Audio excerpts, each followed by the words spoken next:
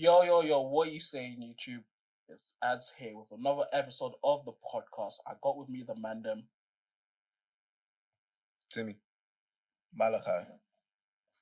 Jersey. You better talk about the hand signals. I said hats, alright, cool. Yeah, and we're going to be talking about recent films that we've watched. But before we get into that, don't forget to like, comment, and subscribe. Check out our website, check out our socials, all linked in the description. Yeah, let's start this. Who wants to begin? What recent films have you watched? Okay, before we get into it, let me just tap out because I've been slacking, guys. I have been slacking on the recent films, but the recent TV shows, we're going to get onto there. But right now, I'm not fact checking, but. Fair enough, man.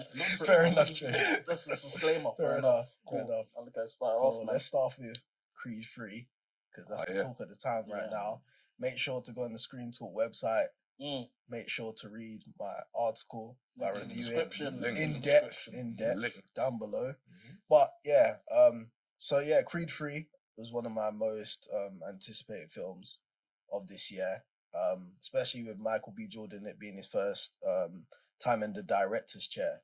So I was like really excited, and it delivered, man. That film was really, really good, really good, man. I think the dynamic that Michael B. Jordan and Jonathan Majors had as protagonist and antagonist was great. Like, I was really invested into the story of, Adonis has grown up, throughout time to become this like world champion boxer. He's got the mansion, he's got the wife, he's got the kid, and then his like former best friend Damien, who's like in prison, through like actually trying to save Adonis from a situation. Like, he's in prison for 18 years, and like that friend that like he helped out so much and has risen and become this household name has pretty much forgotten him. Like, it was just a great way to make a compelling villain, because as good as the Rocky Creed series are, like, I always feel like a lot of the villains can sometimes be one-dimensional. It's like, you got Ivan Drago, who's just like angry Russian dude. You got Clubber Lang, angry dude. You have like Apollo Creed, but I wouldn't say he's really a villain. Like, he's more of like an antagonist, and then it changes to like Rocky's best friend. But like, I feel like Jonathan Majors' character like just had a lot of depth to him. And Jonathan Majors, man, he's just killing it at the moment, man. Like, everything I've seen him in, like, he's been great. Like, I even watched for the first time The Last Black Man in San Francisco from 2019 the other day, which he's in, and like, he killed it. So yeah, man. Tap into that, actually. Yeah, man, tap into it. So yeah, Creed 3, big thumbs up for me. If you want to hear more, then yeah, read the article, because I go in depth there. Yeah, I did enjoy Creed 3. I rank it second out of the trilogy. Yeah, I agree. I do think Creed 2 is probably the weakest out of the three. Oh wow. Yeah. I just didn't really. So you appreciate Creed 1? Creed 1. I think Creed 1 is my favorite. I think Creed 1 was very grounded compared to Creed 2. Creed 2 was a bit more fantastical. The story, like the parallels between the two characters, was quite extreme, and you can see obviously it was like a choice. But I quite like Creed 2. I think for rewatchability, I would probably rewatch Creed 2 over Creed 1 though. But I do appreciate how Creed 1 was done. So I think it being number 1, it still does make sense as well. Yeah. Michael B. Jordan being first-time director, I did enjoy the certain shots in the film. I'm thinking, yeah, he was cooking. Yeah, he was cooking. I think one where the parallel where he's outside and Damien's in the changing room. That shot you're talking about. My goodness, that was crazy. I remember when I was watching it, I paused and I was like, "It's on Twitter, bro. It was on Twitter." No, bro, it's not even a spoiler. Because I think it's in the promotional material, but it's basically like when they have that talk before Damien's world title fight, and then they both like walk in, and then they stop to look at the other side. Yeah, and they're both looking at each other at the same time, and they just walk out at the same time. As well. That's the type of shot that we used to have to analyze in like GCSE. Like assignments on, like that shot was serious. So does this film have a lot of parallels, like in Creed 2? Do you know what? I don't. Shot scenes. If that makes sense. It didn't actually have, because from what I can remember, that was like one of the only ones. Yeah. Oh, okay. That was like one of the only ones. But there is a lot of anime references. Oh yeah, especially in the last fight. I'm happy that the direction, especially in that last fight. That my last goodness. fight I was watching the first like 10 minutes, the first fight, and I'm thinking, oh, so what we're doing?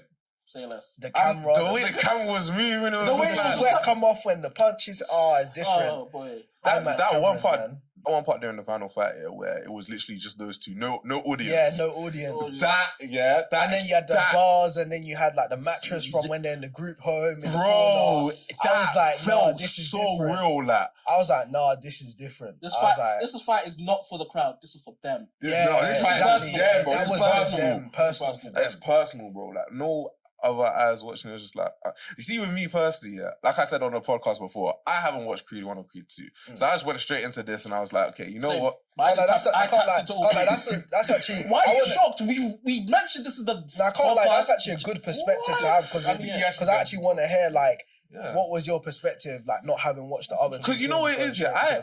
I didn't know what to go and like. I just tap into it. I remember, I saw the snaps. I said, okay, I'm watching this next week. I'm going to tap in because I feel like I have to be invested. I was going to, don't get it twisted. I was going to watch the first few movies. Second one, I was like, I don't think Creed 2 is that bad, but I hear it. Yeah, no, it's not that bad. But I'm thinking, I just didn't really mess with it. Too tough. Yeah. Like, it's all right film. I will rewatch it, but it's like, because I was watching it back to back. So Creed 1 and then it was like a drop in quality for me. No, that makes sense.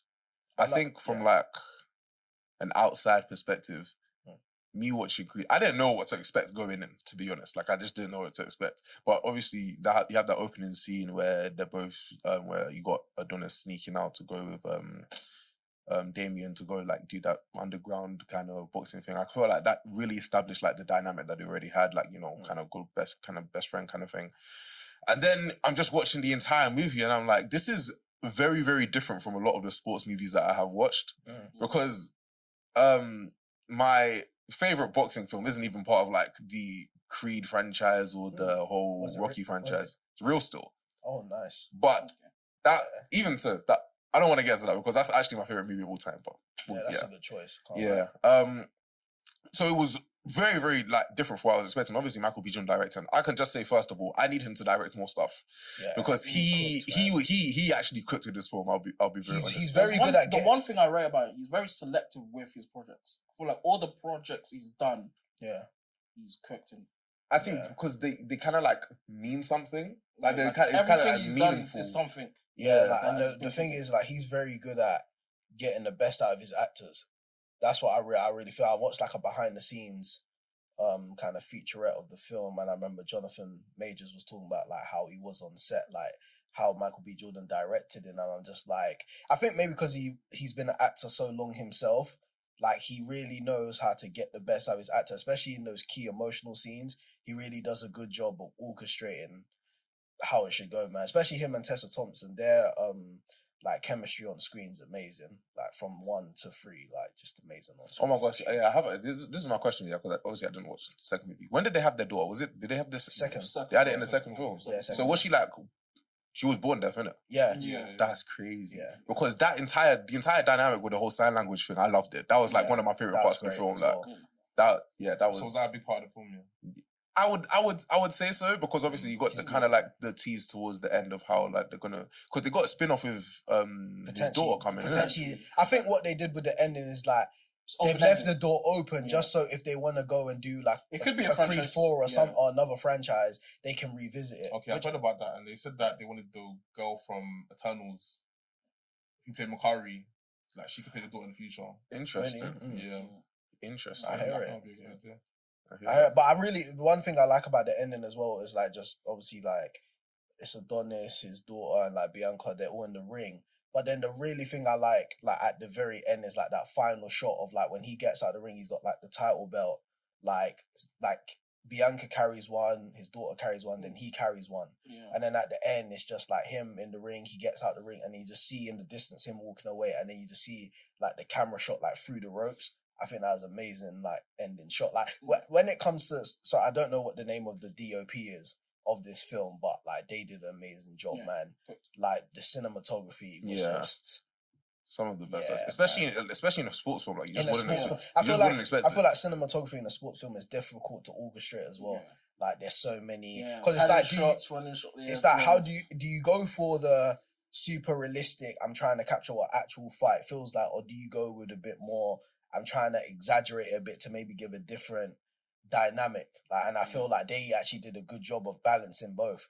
Like, I really feel like the fight scenes came across like, okay, like this is really a fight, but then like there's elements to it where it's like, okay, like they're taking a few creative liberties, so it kind of heightens the drama and the atmosphere, but it still feels authentic. You know what I'm saying? So yeah, man, everybody involved just knocked out of the park, man. Like I'm happy this film's making a lot of money and being successful because everybody deserves it. Yeah, man, I think honestly, so. man. Really cooked. They cooked, man. Recently, what other films? What other films I watched Rye Lane. I've watched Devotion. I've watched. I didn't know there was an Equalizer sequel. Is there? I know there is, but I haven't even watched the first and I one. watched it on Real. Netflix. Yeah, it's on first Netflix. Equalizer. I was Equalizer. like, oh, wait, this is the second one. I watched it for, okay. How was it? 'Cause I haven't watched any of It's them. alright. I was like, okay. It's like, Wait, that the one with Denzel? Yeah, Denzel, yeah. I know there's a TV show and they gender swapped the character. Oh, okay. So yeah, I haven't tapped it, but it's there. I've just been watching a lot of stuff, but I'll probably get into Rye Lane since that's the last film I watched in cinemas. I will say that is a great rom-com. I'm a big fan of rom-coms. Obviously, there was a video that me and Kit did. Take it on the channel. I can't lie. Every complaint we've had about rom-coms, yeah, they did it. Feels like they watched our video for, yeah, this is what we're doing. They can't admit it. Hey, I know you're from London, you're from the UK. Hey, it's okay. Just might just been a random video that popped up, you know, at a certain time in the night time. No one's putting any fingers. No fingers. But because there was great chemistry between the two leads. David Johnson and Vivian Opara are the two main actors. And I can't lie, great chemistry, great acting across the board. The cameos, everything. Like it felt like a 2000s rom-com, but set in the UK with our terminologies, our way of living. Man, I'm so frustrated I haven't been able to tap in because of work. Yeah, because I felt like a kid watching it. I was just smiling like, this is great. This is stuff that we need. More stuff like this needs to come out of the UK. Oh, it made you smile. That's lovely. It made me smile. That's the best review. That's a great, like, just you saying that, like, just how it made you feel like that's like, you know what I'm saying? Like, ultimately, that's what it comes down to. Like, it's a feel-good movie. Yeah, feel-good movie. I think, yeah, we definitely need more of that coming out of the UK, man. Yeah, because it's basically the two leads both going through a breakup, but they're handling it differently, and they link up by accident, and it just transpires into a whole, basically span of, let's say, the main part is spanned over 24 hours, and then the second part is like spanned over like maybe like a couple weeks, like a couple months. But everyone should tap in. The director, I think her name is Rain Allen Miller or something like that. I may be wrong. Probably be on the screen for the correct pronunciation and spelling. But I will be tapping into more of your work because this is I think it's her first feature film. So I'll be there. David Johnson, Vivian. I'll also be tapping into more of your work because I heard David Johnson, is that his name? I heard he's going to be playing Chris Eubank in a film. I don't know if I read the article not too long ago. They're going to be doing a Eubank versus Nigel Benn film. I don't know if it's still in the works, but I heard a while ago. So, listen, if any of these want to come on ScreenTalk, again, we know there is an episode. We know you guys are tapping in. We know you're tapping in. So there is an episode right here. Have you. You can see it right here. Yeah. Should we have like a ScreenTalk anthem? So it's like theme music, yeah. You have like a theme song. You should make the. I think I said That's you know what? We should let Timmy start singing the intros. We might need it, you know. Welcome to ScreenTalk. Oh my god! Nah, not the It's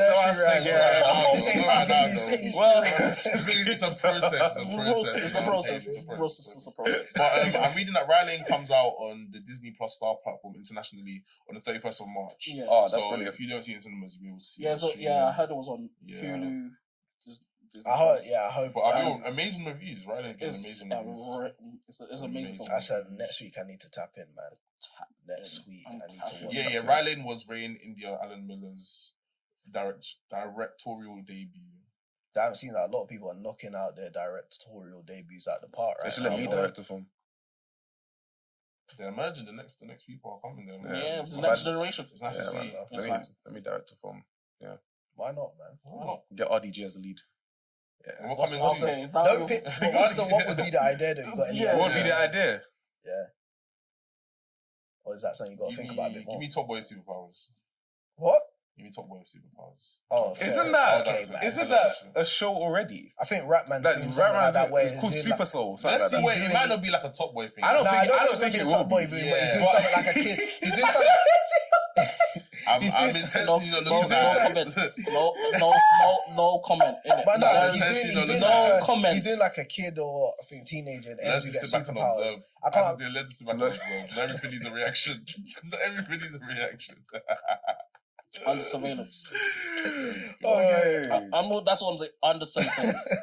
Because if it's hey, chill. No, but but real talk though, even like with this the whole scene, like you said with Rye Lane now, that's like two black leads in a rom-com film. Cool, that's different. That we haven't seen that. Yeah. Why can't we like switch the genre, bro? Like, what's going on? I'm ready. I've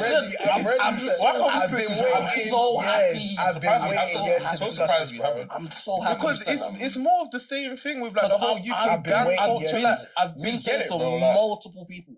There's ways you can do this. There's ways you can combine the UK culture with different genres. Like Attack the Block.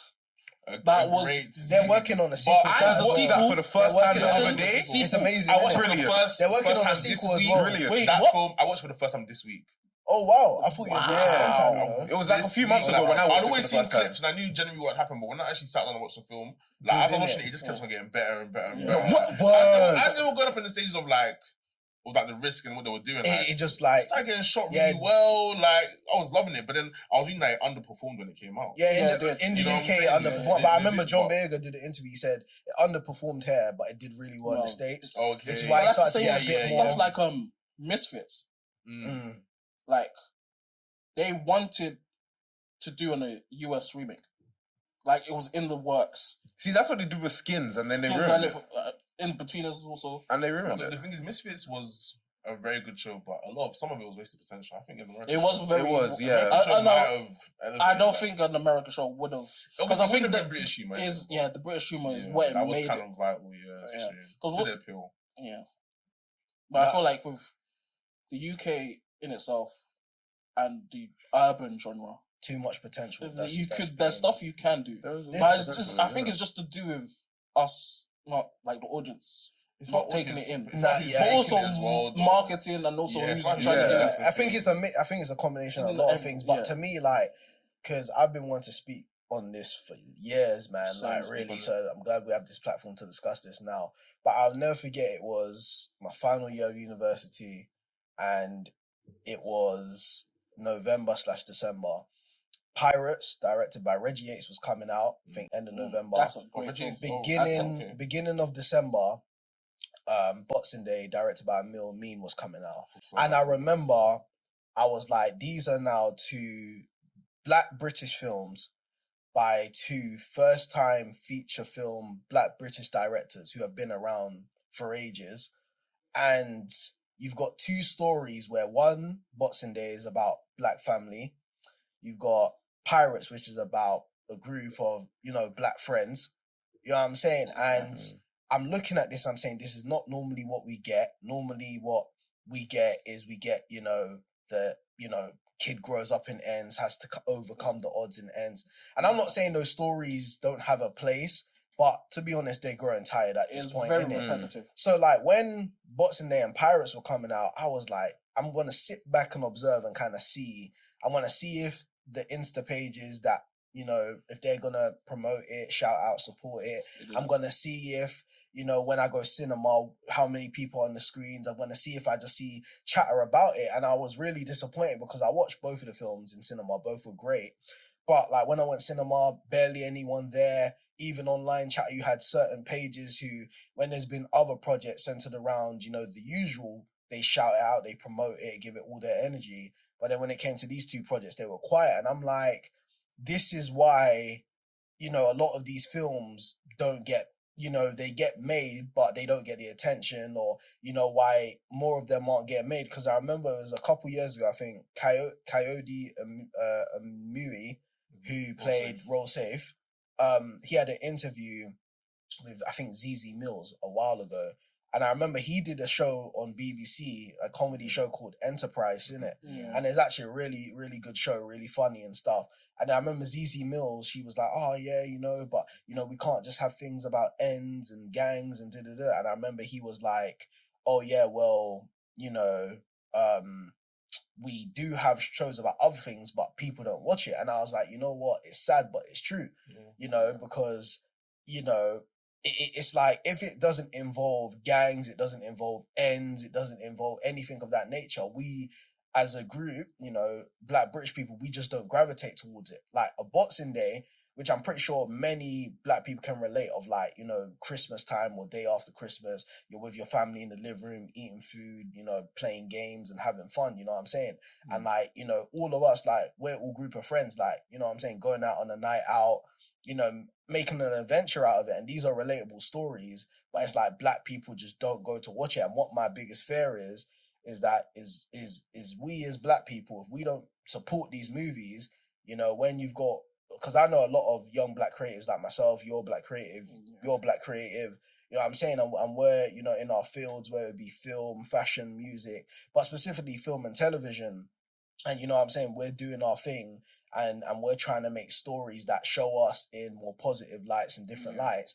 And then we go to pitch it, and you know what I'm saying, production companies go, hey, you know what, you know, it's a good idea, but when we look at the, you know, the statistics, when we look at the optics, you know, the group of people you're targeting, they don't gravitate towards this, so therefore we can't invest the money for you to make this. And I said, I know so many Black creatives, so many, man, who just have these bright ideas to really go and do something. And I feel like we're getting into dangerous territory where if we don't support, it's not going to happen. And that's the thing. I feel like, you know, because I'm a director and a writer, I feel like, you know, as a Black director and writer, there's this expectation. Like, if you're a white director, you can make whatever you want. You can make a horror film, action, adventure, comedy. It doesn't matter. Like, you can make anything. Whereas I feel like when you're a Black director or Black writer, you're kind of you're trying to escape this box of, oh yeah, you got to make something about ends because you grew up in ends and you know these situations and you've been through these situations. But even speaking on that, me myself, yeah, I always want to take that part of how I live, yeah, but use it in other genres. That's a big advocate of what I want to do when I like make my TV shows, make my films. Like, use the urban genre, but then like, so you know how like Attack the Block kind of took that, but then they did like sci-fi, or like Another Hood did that, but did comedy. That's exactly it. Like that, that's what I'm saying. That's exactly it. That's what I'm saying. Like, to take, you know what I'm saying, taking, you know what I'm saying, because we just as Black people, especially in Britain, we have so many stories, we have so much culture, bro. Like, you know, it doesn't matter if you're Caribbean, doesn't matter if you're African, doesn't matter like where, you know, your background is. Like, we just have so much character and so many good stories to tell. And like me, I don't want to be put in no box. Like, I remember even a couple years ago, I have a friend who's an actor. I'm not going to say his name, but he knows who he is if he's watching this, and he's done really, really big things, like really big things. And I remember years ago when we were having a discussion, he said, I'll be real with you, like, I'm never going to play a roadman type character.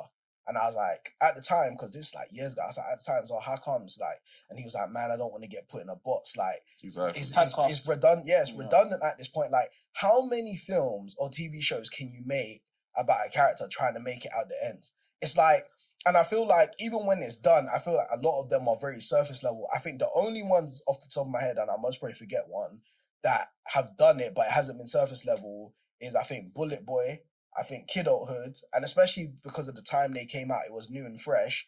I'd say Attack the Block, and I'd say Another Hood.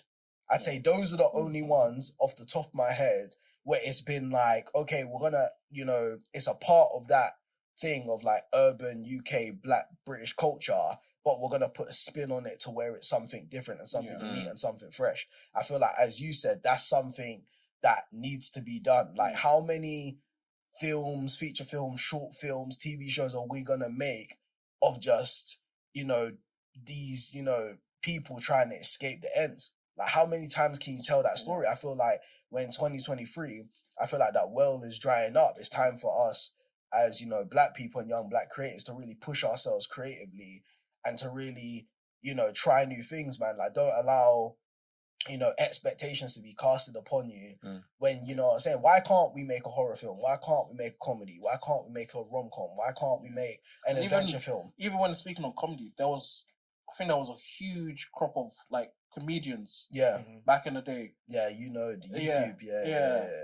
They could have been the next generation of like stuff we see on TV and stuff, but we didn't give them the right platform. They didn't get the platform, no. Yeah, they've had to branch out into different things. Yeah, exactly. But then again, isn't that how Damson Idris started?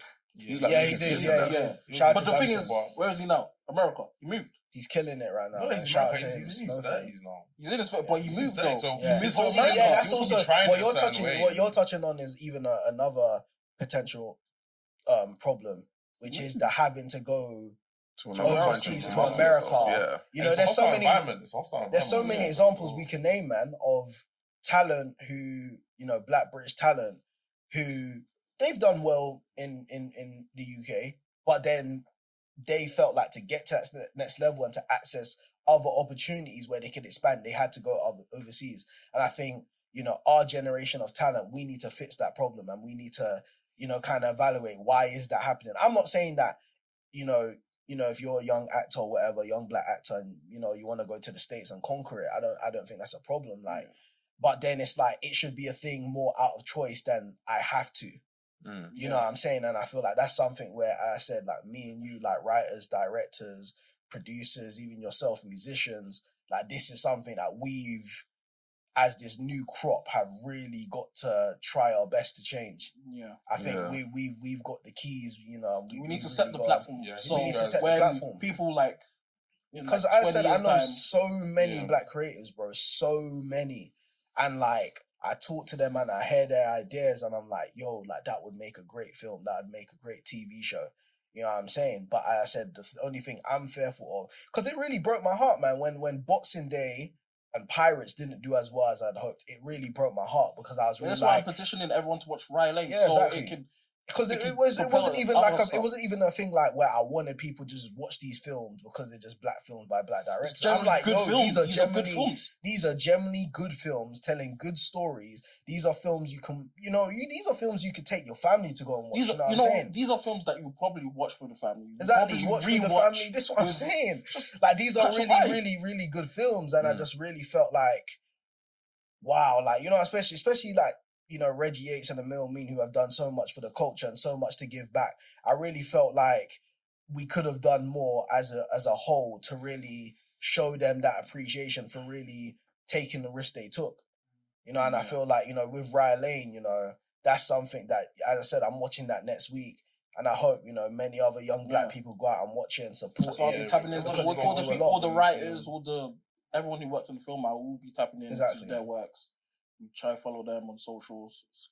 I said we're gonna be the generation to change. I really do honestly believe. That's something not really interesting points, but it's about we're talking about the creation of UK black Hollywood, basically. Yeah. Because there really isn't one at the moment. If you're not really like a classical actor or let's say like an EastEnders actor, it's really hard to really stay here and hit the heights of where you want to reach, especially as a UK black actor. And I'm happy that we have actors like John Boyega, Amul Amin, even Ratman, who are getting they're coming up. Obviously, some are going to America, some are making coming out ends films, but they're using that as an opportunity to then reinvest back into the scene and coming out with Attack the Block 2, coming out with Supercell, a show that Ratman's coming out with, which is going to be kind of like a different kind of thing than what we've seen. And Amul Amin coming and doing films like Boxing Day, trying. He was initially going to fund the film himself, and I heard that he got in touch with agents and stuff like that, and then they came forward and said it was a good idea. And it's sad, you know what? I can't say too much because I didn't go to the cinema to watch Boxing Day. I didn't go to the cinema to watch Pirates. Even Rye Lane, I didn't make it a priority. But to be honest, I think it's a whole wider conversation of. Yeah, it's a bigger thing. I rarely ever step out to even go see a film if it's not a big blockbuster, because I'll wait for it on streaming, or a lot of these films are even just being released on streaming. because there's good UK black projects down on streaming and stuff like that, like Top Boy, and things like that. Because I did tap into Pirates on streaming. On That's the thing, and you know what, streaming is good too. But I didn't know Pirates was even out. Yeah, so this is what you. I think it was you who were touching about earlier about the marketing thing. That's the thing. There's a lot of people behind the films, and obviously, it's like what you man are saying. It's like obviously you go to them over there, like, you know what, we'll fund this, but we're not going to fund this to the same level as everything else. So you might have to do what you can with these limited funds, and obviously it's more so doomed from then, to be honest. Because again, you lot are talking about the UK black scene of watchers, and it's going to take a lot for them to watch something that they're not used to. It didn't take too much for Blue Story, because obviously we did grow up with a Blue Story that was on YouTube as well, so I will allow that. But it would take less marketing for that film for the UK black scene than for Rye Lane and stuff like that. But again, because you know what, there are people interested. They're like, no, let me wait 2 weeks. It's going to be on streaming though. Because even the fact that it's coming on streaming so quickly, that might detract from the only reason it's coming on streaming is to gain the international audience. They know that. So.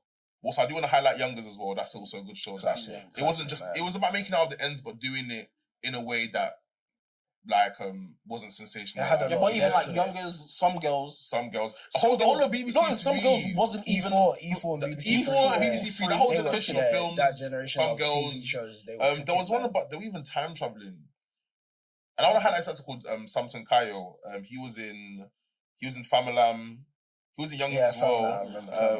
And he's been in some American films as well, like Doolittle. He was in Time Wasters as well, which is this really cool, funny show. And he had better actors that we'd seen in other projects as well. Them time traveling, just having a fun time, and just like something you watch with like family, like after like 8 p.m. Those type of shows. But yeah, man, that whole generation it wasn't really supported. A lot of these things are getting cancelled too quickly. You know what I'm saying, in favor of other shows. But again, we have to. It's a whole wider conversation. Because I feel like with BBC, they had certain IPs that I feel like you could have rebooted. Like some girls can be rebooted for like this generation. No, but there's a project with M Bants. I see you. PR Prue. Yeah, I did tap into that, but it's on streaming. Is that out yet? It's out. What's up? See, I didn't even know that. I watched the first episode of the trailer, and it looked so good. Like there's no promo for it at all.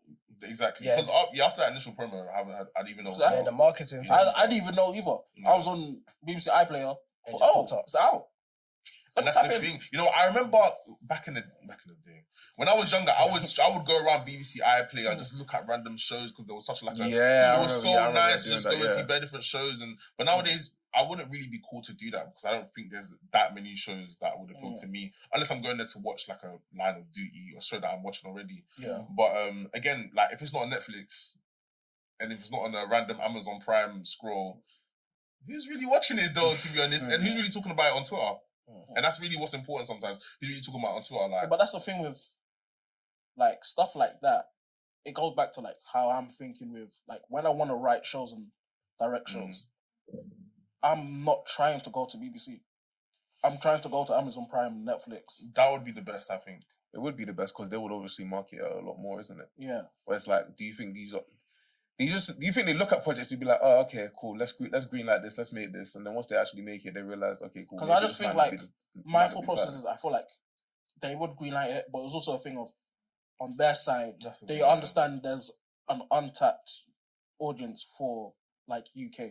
Yeah. So for them, okay, more people will sign up from the UK, meaning more money for them, and more people are going to watch my show. So it's win-win for both of us. Those would be the best ways. Because BBC Three, like they did try. Yeah. They did try, but it's like bringing it back to TV, which I feel like it's kind of. It's about how much you invest into the show. Like they ruined it when they took it off TV anyway. Yeah, it's too late. When they took it off, it's too late. It's too late. Yeah. I think when they brought it back, I randomly DM'd BBC Three on a random text like, reboot Some Girls. Why not? Because it's a show. Like it wasn't for like us; it was for the girls. But it was still a good show that I'd tap into. Yeah, very funny. And that's it started. It starred a white girl, two white girls and one black girl, one Indian girl. Yeah, diverse. So, I don't understand why we don't tap into comedy more.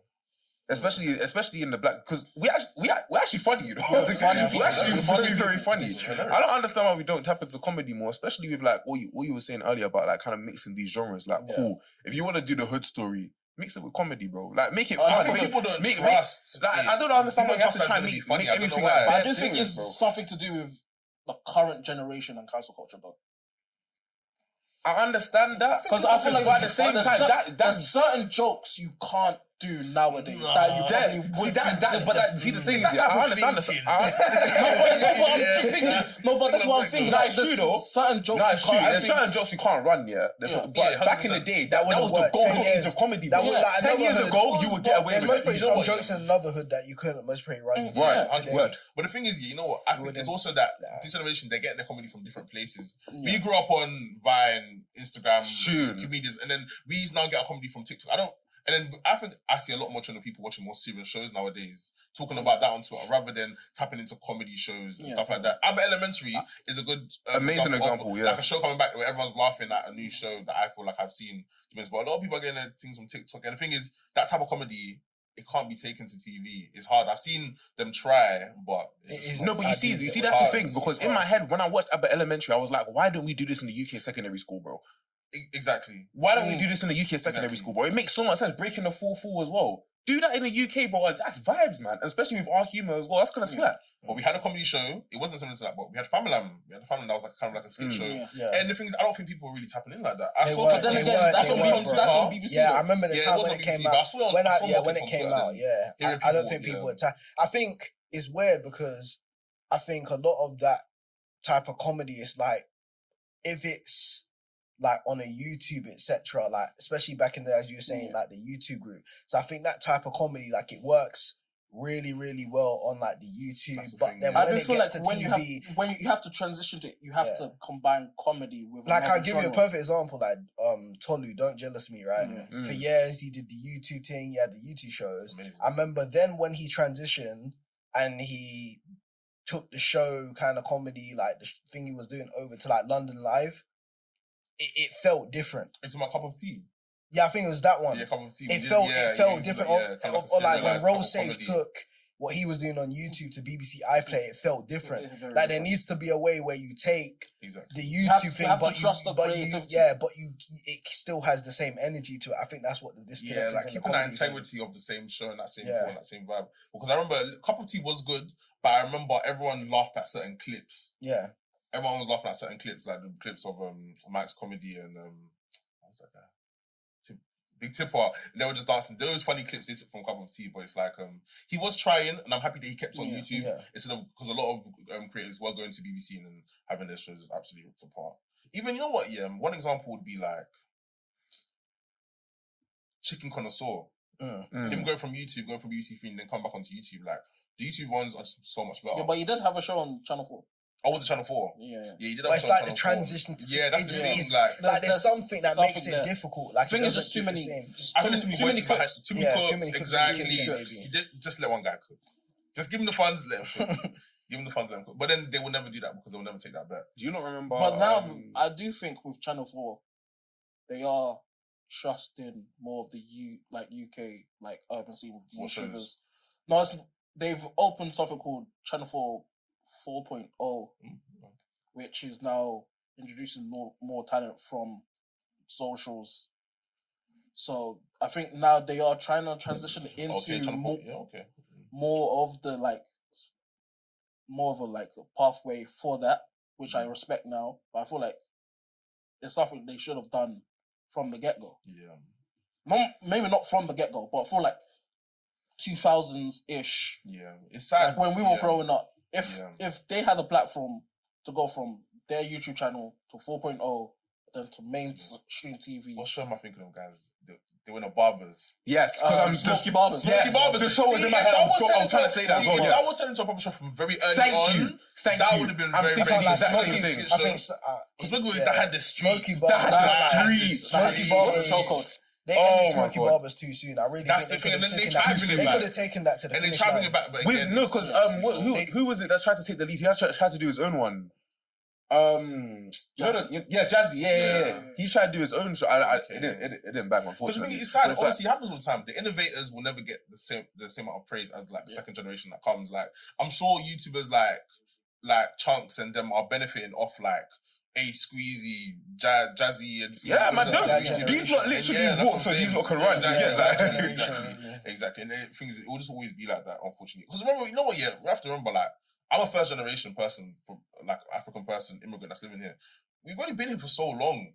You know what I'm saying? We've already been in for so long. So like, when the second generation, third generation are coming through, that's when Black Hollywood will come in. You know, that's when there will be a Black Hollywood. That's when, you know, you wouldn't have to be such an exceptional actor just to make it as a UK Black actor. Because all the Black actors, they are literally on a level above in terms of what they can do. When I watch Snowfall, which is a cheeky plug, when I watch Snowfall, BMF, you know what I'm saying, those type of shows, and I see these British actors go over there. Yeah. And no one even can tell they're British. Bro, they're so good. They're so good. They're so good, you can't even tell they're British. Yeah. They're so like, if you know how many British guys are in the MCU, you'd laugh. You know that teacher in Power Book 2, what's her name? Yeah. She's British, bro. She's British. And it's so crazy. When I heard they did the interview on Good Morning Britain, I was like, Jesus, bro. I was like, you're from Ireland. And you shouldn't have to be that good to make it. You shouldn't have to be bro, that good. Like, you get like, good. I literally never heard of her before that show, bro. That's ridiculous. And now they've even got another British girl on Power season 3 now. Oh yeah, the villain. Yeah. They got another one. So it's like, why we don't need to go to America and like, you know, take our talents there. We can actually just do it here, but the market just isn't here, unfortunately. But they're trying. They're going and they're coming and investing. So I hope to just see that keep on going. Do you not remember Meet and the Banjos? Meet and the Banjos, yeah. That was all right. It was all right. I like the premise of the show, but I feel like if you were able to like rework that now, especially like as you're saying, like first generation African and I feel like that could genuinely work in this. 100%. Yeah, you could. It's a great sitcom. It's a great sitcom idea. You could definitely do that in the UK. No, there was a show. Something Meet the Jocelyn. The Jocelyn show. And she was yeah, it was on BBC Three, I swear. Yeah. That was like 2000s, and I think it was similar to another show. She had red hair. I know what you're talking about. I know what show. I don't know why it's escaping my memory. Cause I used to watch it. I know Little Miss Jocelyn. Yeah, Little Miss Jocelyn, and it was similar to another show that. And then there was an actor from Harry Potter. Because even if you want to take it back to Black British, like from time and time ago in the 90s, there was Desmond's. I know that's my parents' generation. I remember Desmond. Because Desmond used to be on Trouble. I remember that was my parents' generation, but that's like what they brought me up on, like watching. Like. But I remember like my parents' generation in the 90s, and there was another one, but I can't remember what the name was. And it was like a black comedy show that did skits, but it's escaping my mind right now. But like, yeah, man, I just think like we as just a collective, like us Black creators, we just really gotta not allow ourselves to be boxed in, man.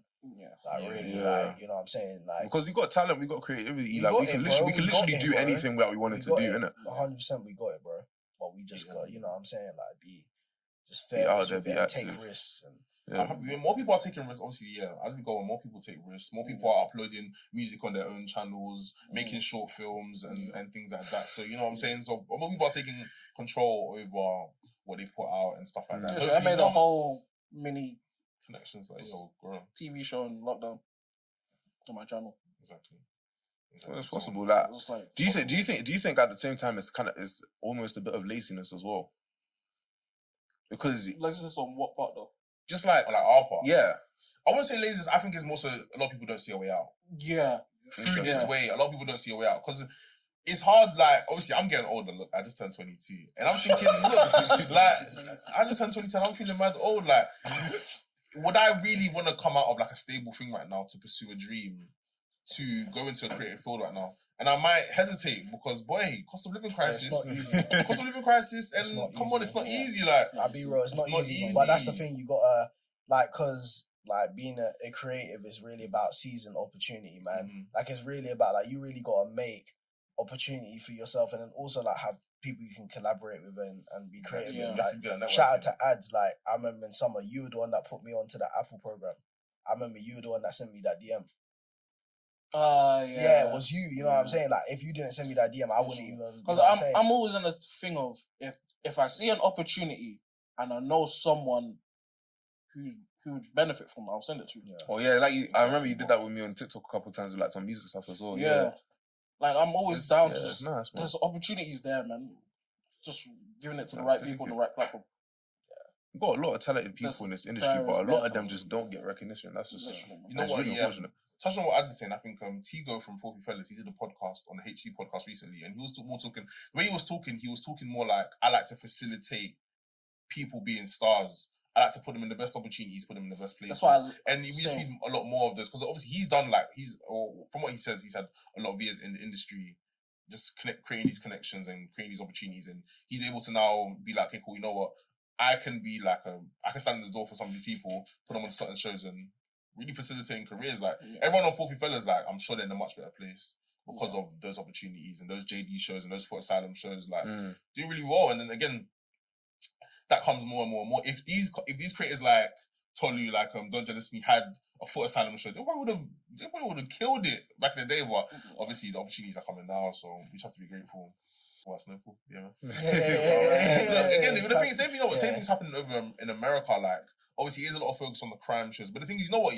I think it's about the people that made their money or made their careers through different ways and are really pushing for their stories to be told. 50 Cent is really pushing for these stories to be told.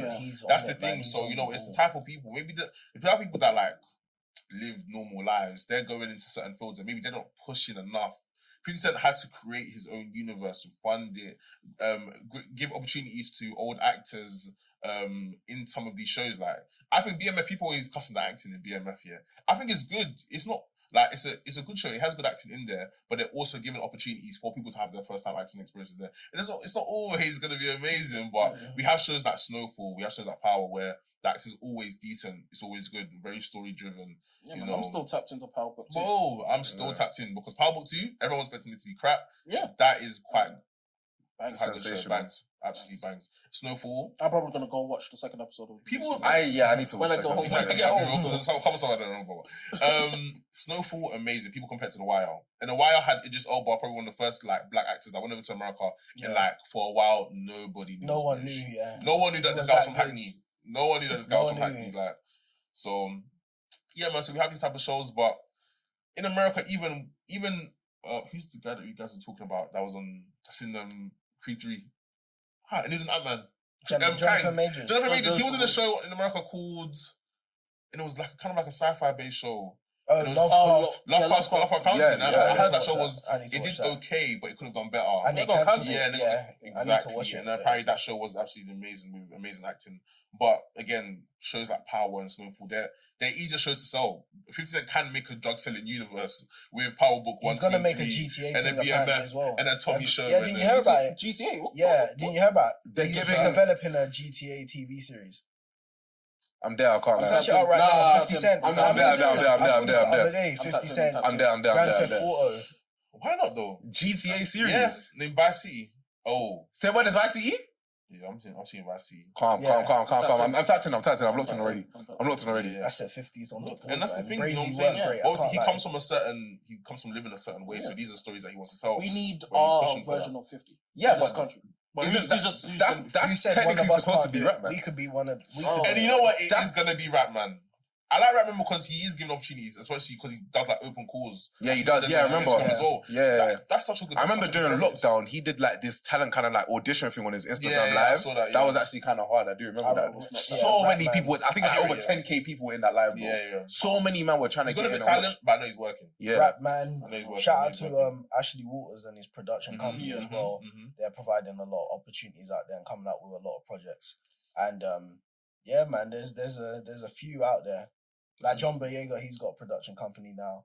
Like that's why I really like John Boyega, man, because he really he's really giving back, man. He's really, you know what I'm saying? Like that's the one thing I say about pretty much all of those men who have gone from like, you know, like the Emil Amin, Daniel Kaluuya's, John Boyega's, the Idris's, the Damson, like that. Even Ashley Waters, he was in the 50 Cent film. Yeah, Ashley Waters. Like all these men that have gone to the US, like they've always shown love to the UK. Yeah, really? The guy in the didn't know the guy in the wheelchair. Oh my god, he was! Yeah, literally. Oh, but that's what I'm saying. All them men that go to the US, man, they always come back and they always like give back to the scene, man. So I gotta say, I always appreciate them for that. 100%. Yeah, 100%, man.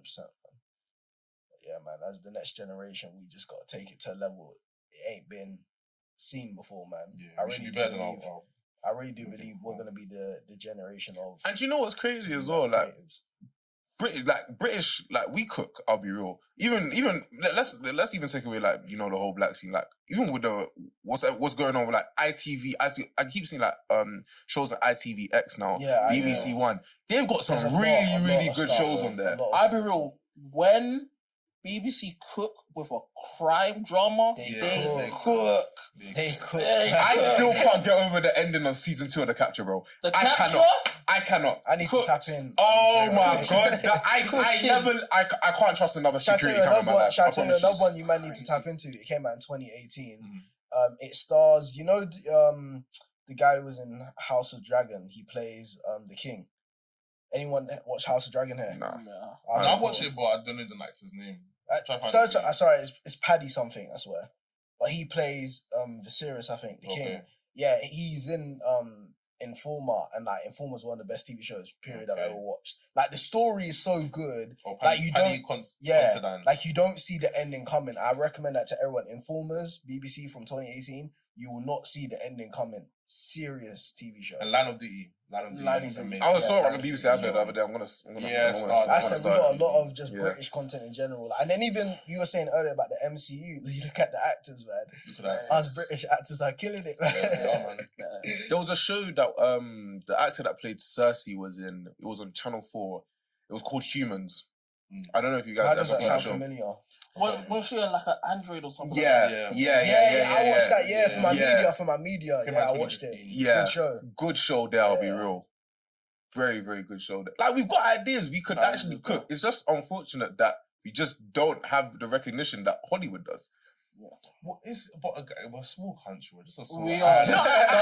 Compare it to how big the US is. Yeah, it's even good that we can even get to us even nearly comparing. It's even that good. So we should give each other props, but there are levels to reach. Yeah, 100% level. Especially in this day and age. I do think with us is a thing of not trapping ourselves to the BBC's, the Channel 4. Exactly. Expanding it to expand. The streamers like Netflix's, Amazon Prime, Apple TV.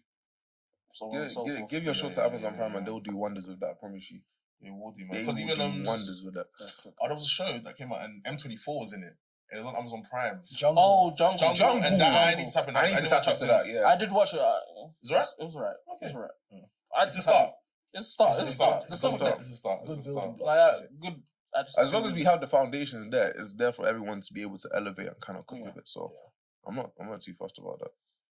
We just need to get to a level where we can actually start, I guess, competing. Because when I think of big British films, the first thing that comes into my mind is Kingsman. And that had like a mix of British and American and whatnot. Yeah. And that was actually kind of like, and they've got 3 movies and they're about to come up with a 4th one. Yeah. So potential's there, man. Like, give me good British action film on there, and man. Also, when we're speaking about just you know what I'm saying, what, the youth culture that we have in the UK and kind of companies that do well, fully focused, Million Youth Media. They really push stuff. I encourage anyone on here, and I'm not just saying this guy did a program with me.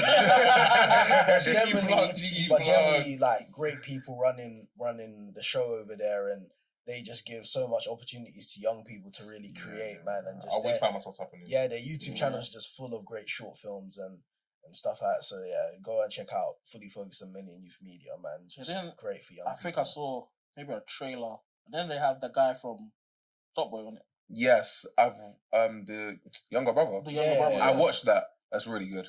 Yeah. They got a new one on there called Man to Man as well. It stars is it David Harwood? He played Martian Manhunter and Supergirl. Okay. Another British actor. He's British? Yeah, you didn't know.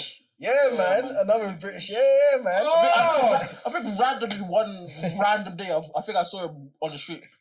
Yeah, randomly, a couple years ago. He's British, bro. Oh, shit, yeah. Yeah, he's British, bro. Great actor, man. He's British. I mean, we'll never see him as Martian Manhunter again, so... I don't think we should, really. Yeah, that James Gunn!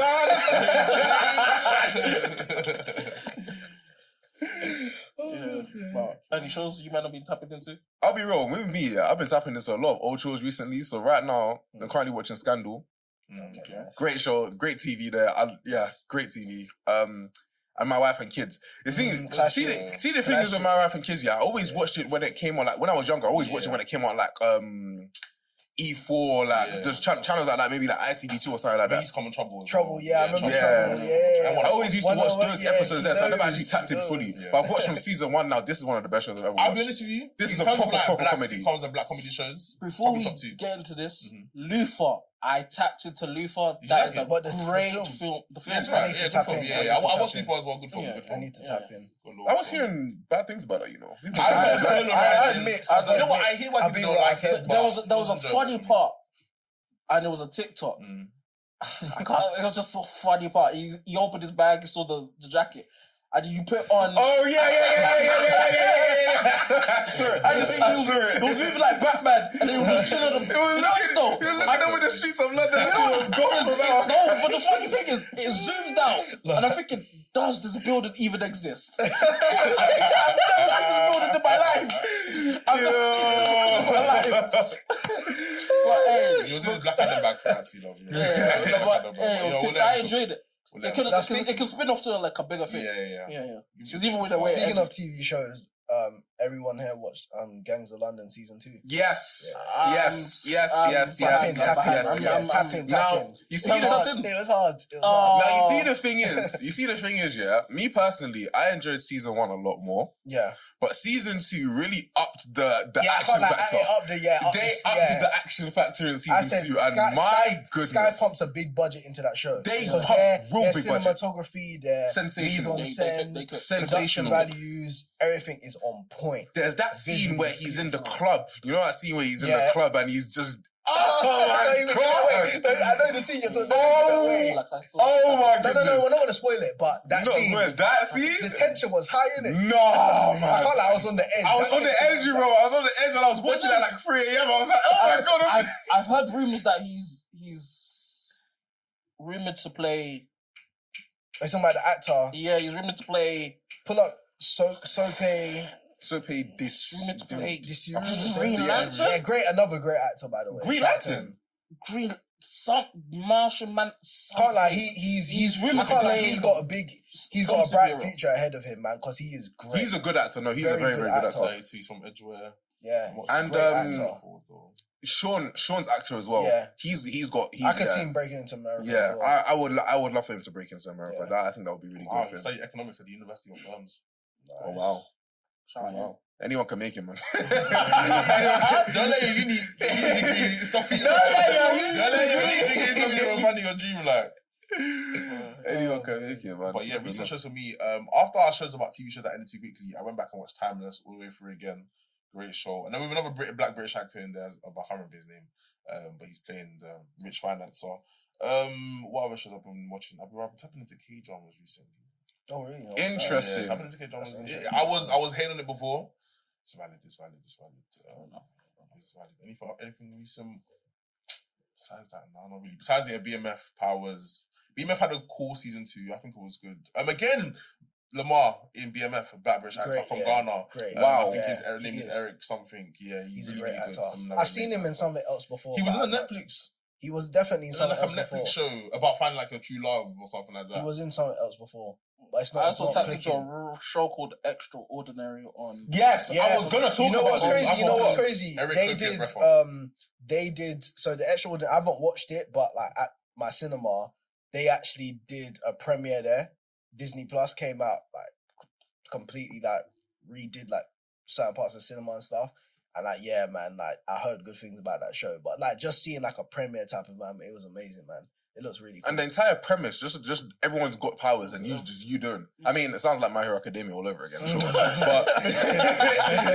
but in a British setting, that's what I mean. Like that's what I want. That's what I need. Like you have the means to be able to do these things. The simple idea of UK and superpowers is untapped potential. Something about it just always. And it all stems from me watching Misfits. It's all about limited funding, to be honest. It's all about limited funding. Because you can have so much fun with that. Yeah, it's true. You can have so much fun with that. Extraordinary is funded by Disney. Oh, okay. So, and it looked good. Yeah. But even Misfits, now I'm looking back, the powers that he had, they weren't too visual, the main characters anyway. Yeah. They weren't. Some of the powers are ridiculous too. I mean, one made people horny, one could time travel, that's not really too... The one that cost the most is probably the Invisible guy.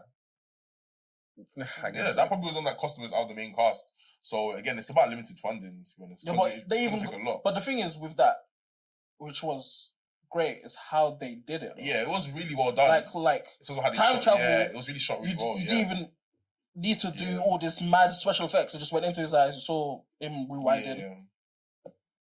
One was a mind reader. One was immortal. You know what I'm saying? One was immortal. Yeah, it wasn't. That one spun me, because I should have seen that coming. At the end of season 1, I should have seen that coming. But that was I don't think fun. Like you don't really see it coming though. Because everyone's like everyone's got a power, but you in the storm though. You're in the storm, but you're not thinking it's going to be a. When he first started, I thought he was going to heal straight away. Then when he did, I was thinking, this guy might just be gone. They might have just killed off the funniest character. Yeah. Then I was thinking. Then there was like a promo for season 2, and you could see him at a coffin below, and then I was like, yeah, I can't say this. He's coming back. But that season 2 was really good with Super Hoodie. Super Hoodie was really cool. I heard rumors that they were trying to bring this back somehow, either in a movie or a mini reboot. But the movie was going to combine the new cast and the old cast. I wouldn't mind. But it got cancelled, so no. It never got off the ground. So, but sucks, man. Misfits. Why do you think these shows get cancelled before they even start filming? It's the audience. I think with Misfits per se, I don't think Misfits did get cancelled though. It got finished. A lot of the old cast left. Yeah. The new seasons were alright, but I tapped into them because I was I tapped in, but it wasn't the same, man. It weren't the same. That's the thing. So at least with Misfits, we can't say that we failed the show because it did get multiple seasons. Yeah, it got 5. Yeah, it got 5 seasons. But when Youngers got cancelled, I swear I know you started crying. I need another show like Skins, man. I'll be real. Skins. I need another show. You know what? Yeah, Ackley Bridge. Haven't tapped in. It's not giving me the same vibes. I'll be real. I haven't tapped in. Ackley Bridge and because it wasn't Ackley Bridge. I haven't watched that though. Isn't what? Oh yeah, aren't they both like secondary school based? Yeah, sixth form kind of secondary school. Yeah, I need young adults, man. Yeah, that word. Like, you want someone like people our age. Yeah, exactly. That's what I'm thinking. You know, I'm thinking you could do another, like, if it's not another like reboot of Skins, maybe just give me another show like Skins vibes. You get? Yeah, not bad. Not bad idea. Like, because the plot points in Skins were they hit home so hard, bro. But I do think with this generation, the streaming and binging model is hurting. Yeah, I hope the next season are top. But I know they're gonna do it. But I hope it's not because then you gotta watch it before the spoilers and people. The way they think about it in the business term, if people don't tap in within the first couple of days, it's a wrap. Yeah, and that's the thing. People wait until all the episodes are. The whole binging model, like a whole another episode, just talking about that. I can't lie. One day we'll tap into on the next show the binging model, and then also all of these films release into streaming way too early after cinema. Yeah, because why is Creed 3 coming up to digital next week? Bro. What? Rye Lane is back on streaming on Friday. No, but I could understand Creed 3 came out March. Creed 3 is coming out next week. Under a month. But you know what confuses me about that? It's made a lot of money. I don't know why they know it's made a lot. It's like one of the highest rated. Bro, it's made a lot of money. Like they made well past what the budget was. So that's what it shocked me when I saw that. Usually that's a move they do when a movie's not doing the best. But the fact they're doing it, I just think Hollywood needs to chill on that, man. I think streaming ruined TV, low-key. I've been saying this. You know what? Yeah, I see people say it about this. Yeah, it's hurting. I see people see it, but I think it's like a wave. Like the way there's so many different streaming places, it's gonna be like TV again one day. Like it's gonna get back to eventually, to be honest. And because that is a Netflix version with ads. You know what I'm saying? With ads in the Netflix version, so it's gonna get back to be honest. And the ads will get longer. Then they'll start to make it like a TV package. You know what? Put the stream in the one box, and then stuff like that. I think we'll go back to how it was before because. I like what Sky are doing because I feel like they're trying to bring back, like, they've got a lot of original shows, they've got a lot of original ideas that they're trying to implement, and they got multiple different channels as well. Like they're pumping money into their production, but you can tell. I say Gangs of London season 2. When I was just looking at I was like, wow, bro, they spent money on that show, bro. They spent, especially with the stunts they were doing, and bro. They put money into that show. I'll be real. Crazy. I need to tap into season 2, man.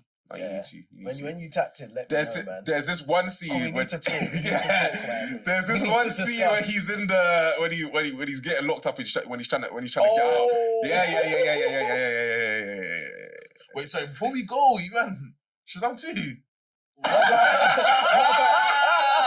Let's end No, it the right. thing about Let's end it right Shazam 2. there. No, what I was saying about Shazam 2. I've seen the 2 post-credit scenes. They were funny, but I have no interest in watching the film. It doesn't lead to anything. It's getting rebooted. Black Adam wasn't that great. Who cares? You can't believe that he's not coming back. You know, I feel bad for him. He's coping bad, man. I can't lie. I feel bad for him personally. I actually like him as I feel bad because I can tell he has the passion that The Rock says he has. He actually loves being Shazam. Yeah. He actually loves it. He loves it. He Man, probably loves the how can you try and block? How can you try and block a post-credit scene that links the character? You know, like Shazam and Black Adam are like yin and yang, innit? Exactly. And imagine you blocking the post-credit scene that finally links the 2 characters. And you do Superman. All right, man. And then the thing is, but why are people agreeing with him? Like, who let The Rock do this? Just Bro, I can't lie. When you're the highest grossing movie star in the world, that pool is different. I guarantee someone must have came up to me and I Warner Brothers. It's like saying this. It's like saying Nightwing trying to do a collab with fucking Aquaman. No. Why are you doing this? No, because I guarantee you, The Rock was at Warner Brothers and someone doing production. Someone doing production was like, "Hey man, hey Rock man, you know I don't mean to be step on your toes, but you do know Black Adam is a Shazam villain, not a Superman. He must be like, it doesn't matter what you think. Cutting off the head with the rock bottom and everything. That's how you know what I'm saying. But nah, that's how I imagine it went. But I was having Shazam 2. I will not be wasting money on that. That's a beefless thing. That's a beeflix thing. That's a beeflix thing. Oh gosh. Oh man. Oh yeah, man. That's jokes. Flipping on. I can't believe you actually didn't talk about it. Didn't talk about Shazam 2. Oh gosh. Because none of us has tapped in. None of us has tapped in. And I won't be. They will not be receiving any of my money. I love the first Shazam movie. I really did. I think it was overhyped. People were like, "Oh my god, this is so good." It was decent. Bang average. It was not bang average. Yeah, it was on the good side of bang average. It was on the good side of mid. Good mid. Sometimes mid hits. You know what I'm saying? Good mid. Sometimes mid hits. Sometimes mid hits. So like 6 out of 10. Yeah, I'll give it like 6.5. Yeah, I'll be a bit fair. It was alright. Good mid. I'm gonna start using it. Megan Good was in it. I'll give it a 7. Megan Good, fair enough. Yeah, Megan Good. I'm gonna start using that term now. Good mid. Yeah, I need that. It's good mid. Good mid. Yeah. DC wish they could have good mid, right? Quantumania was bad mid, but it was mid. Nah. That is aggressive. We have that is aggressive. Don't be revisionist because we have the clips from the episode. This is the thing. Cool. I watched it. Fucking cool. I gave it a 6.5 out of 10.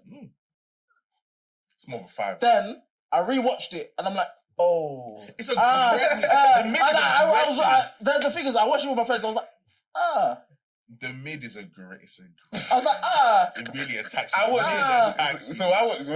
When we watched it, I rated it 7. Yeah. So then I took my sister out for her birthday, so we went to go watch it again. I fell asleep. I was asleep for the first you might have because you all seen each other. You know what I'm saying? The happiness from seeing each other. That's not the film. But that film, you might have dressed nice and you might have looking cool and that. You know what I'm saying? You had the trims and that. But that film is a bang on 5. Bang on 5. Check it out. It's a 5. Bang on 5. It's mid. Bang on 5. Yeah. Too mid.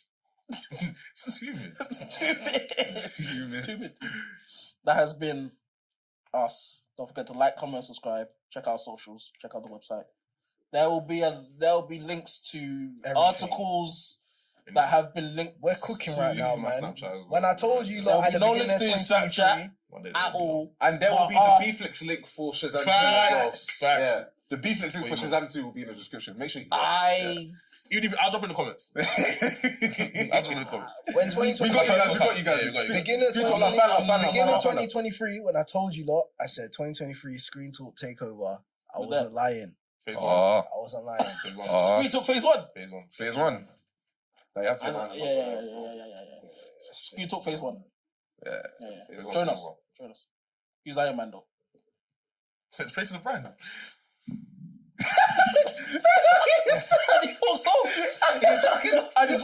He's walking off. And that's how we leave it. Don't forget to like, comment, subscribe, and keep screen talking. Peace.